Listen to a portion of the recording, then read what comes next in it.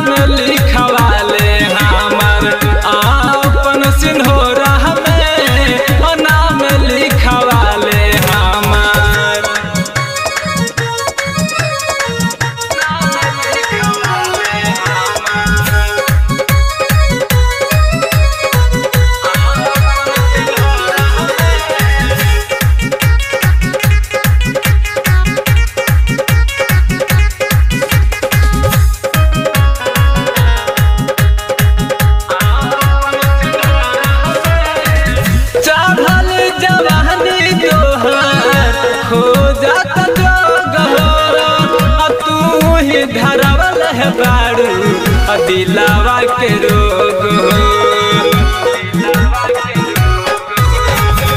चढ़ल जवानी तोहार खो जात जोग हो तू ही धरवल है बारू दिलावा के रोग हो कट जाए रात प्यार करी थोड़ा थोड़ा में नाम लिखवाले हमार नाम लिखवाले हमार अपन सिंधोरा में नाम लिखवाले हमार अपन सिंधोरा में नाम लिखवाले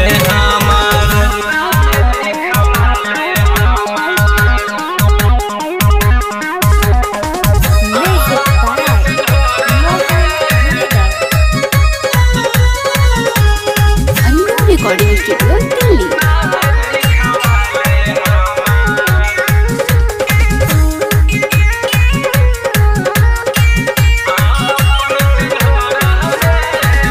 चंदन बाबू के तू कर ले कबूल रे जिंदगी भर साथ निभाई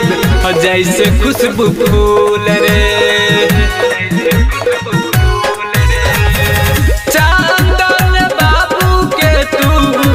कर ले कबूल रे जिंदगी भर साथ निभाई जैसे खुशबू फूल